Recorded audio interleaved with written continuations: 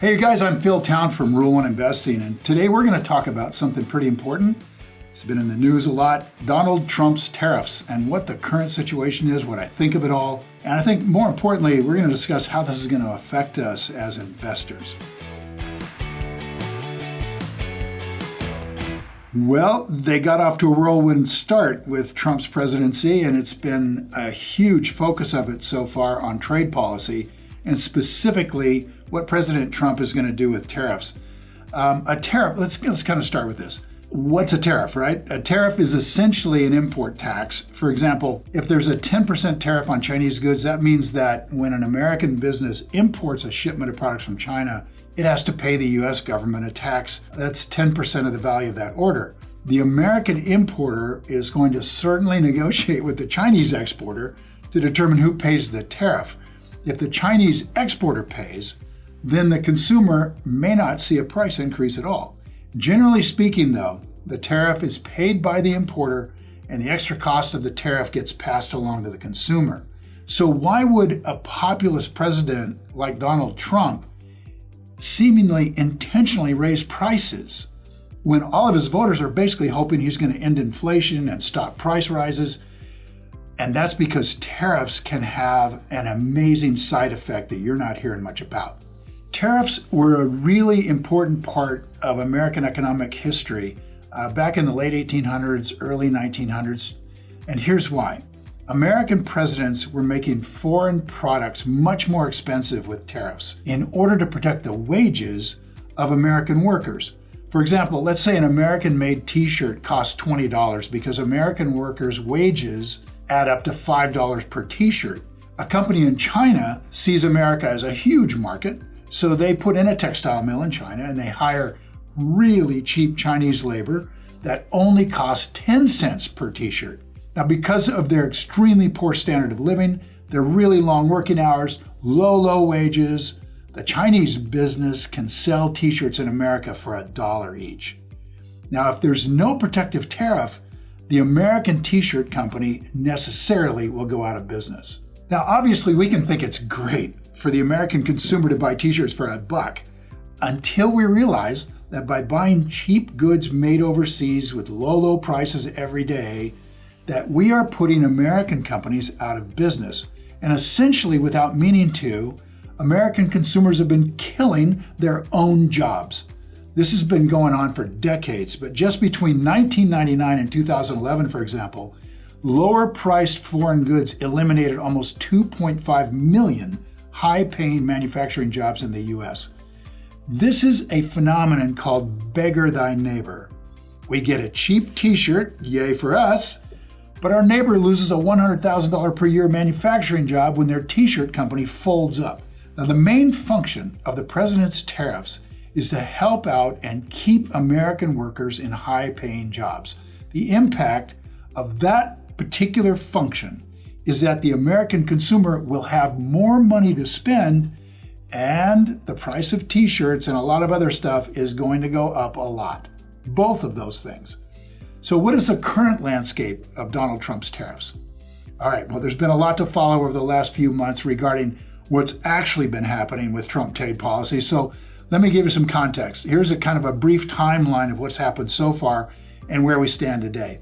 So this all started February 1st when Trump announced new tariffs, 25% tariffs on Mexican goods and Canadian goods, 10% on Chinese imports, 10% on Canadian energy. And then after a brief delay, Canada and Mexico tariffs took effect on March 4th, triggering immediate retaliation. But the major escalation came on April 2nd, Liberation Day, when Trump imposed a universal 10% tariff on all countries, plus higher rates on 57 nations, and that's when markets reacted really sharply.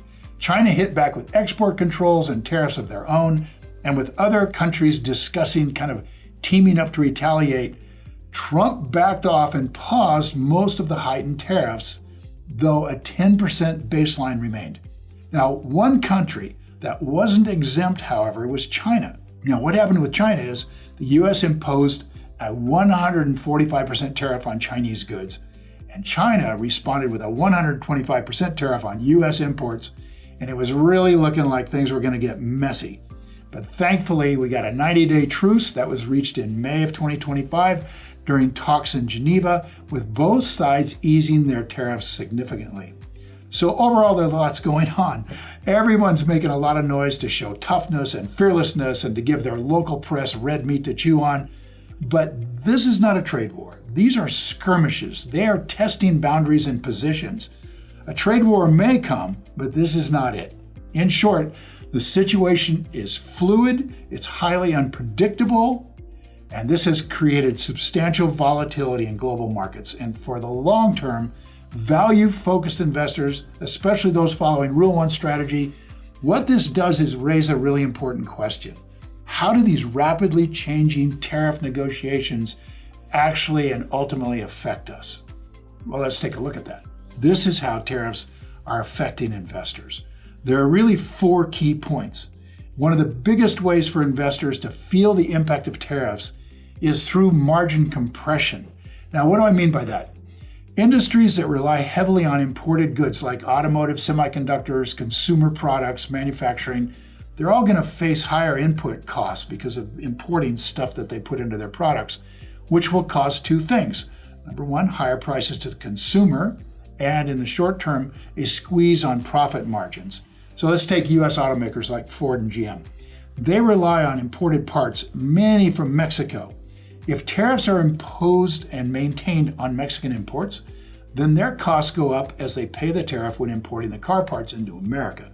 At that point, they have 2 choices: absorb the extra cost, which reduces their profitability, that's margin compression, or pass it on to customers, which could lead to higher prices and lower sales, which is margin compression. So the first big point for investors is that shrinking margins are likely, and that is going to cause PE ratios to shrink as well. Perhaps back to the historical norm of 15 or so from where it's been lately in the 20s. Now that'll result in a major market reset downward, or there's going to be a flat market for years to absorb those import duties. Either way, Rule 1 investors should look for many more opportunities to buy great companies at fair prices. So for us, this is kind of good news. I hate to say it, but it is. There could be a relatively short-term opportunity for investors like you haven't seen for a decade. Now, back when I was a kid, there were very few imported automobiles. Almost all the cars in the US were made 100% in the US. And the high wages for auto workers, what that did is it made it possible for those middle-class families to live on a single income, to own a home, to own a car. Mom could choose to stay home and raise the kids. Man, that looks like nirvana today. And in the long run, protecting American wages with tariffs could make life better for the middle class, even while things get more expensive. As that happens, margins are going to recover and even expand. So get your watch list set and be ready with cash. When the opportunities come from the margin compression, they won't last long, I don't think. Now, second thing, tariffs can contribute to inflation for sure, especially in the short run. When import prices rise, companies tend to pass on those additional costs, meaning we consumers end up paying more for everyday goods. If wages do not keep up with rising prices, this by definition is inflation. Now, since most people spend what they make, it is likely that the impact of higher prices will not result in less spending. GDP will not necessarily be reduced. We will still spend what we make. Now, what changes is that we're going to get a lot less stuff for the same money. And as time goes along, this stuff is more likely to be American-made. More American-made stuff means higher wages to match those higher prices. Now, another consideration is the potential for other countries to fight back and place tariffs on the US. To the degree that each side feels the tariffs to be unfair, these skirmishes will turn into a full-blown trade war. Trade retaliation risks are especially concerning for those big American multinational businesses. 41% of the S&P 500 total earnings now come from foreign markets. American goods could become more expensive in foreign markets, leading to fewer sales. On the other hand, negotiating with tariffs could and should open up markets to American products that are now closed, We don't sell a lot of Fords in Japan, Korea, and China. Well, maybe we'll start. So it's not the doom and gloom the press likes to foretell. They love negativity, but keep in mind that the press only produces negativity because it sells press. Remember the movie, Shipping News? This is amazing. The newspaper editor in Shipping News takes a new writer outdoors on a walk. He says, "Write me a headline for what you see."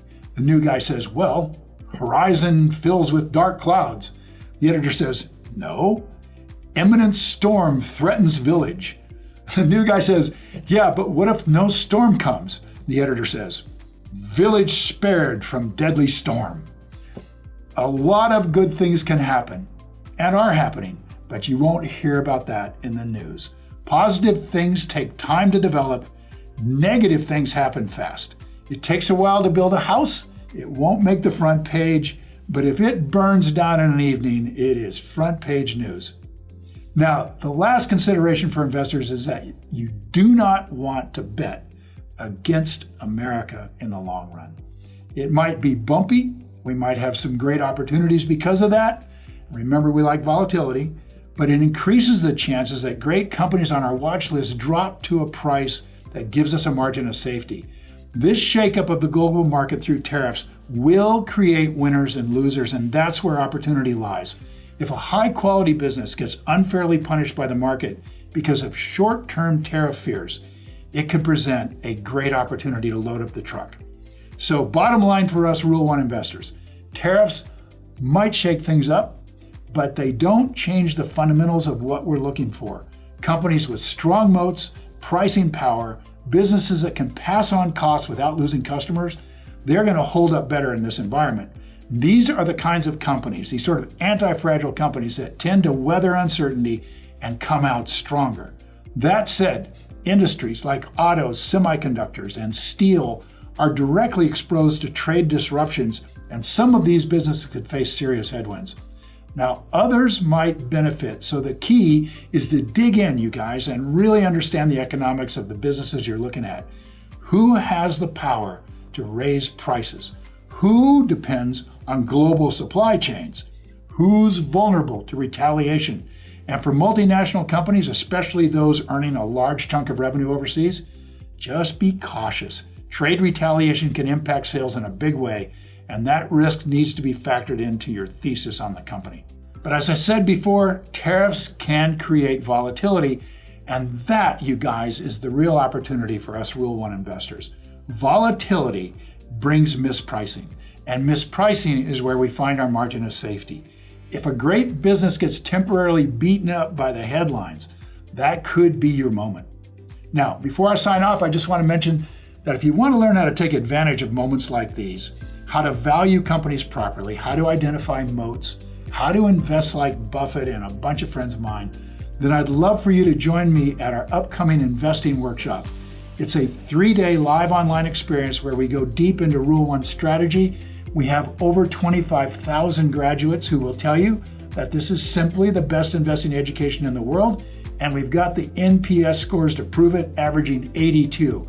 That is a far better Net Promoter Score than Harvard or Yale MBA programs. So please check out the links in the description and the pinned comment to learn more, and I'd love to see you there. Apart from that, thanks for watching. Now go play.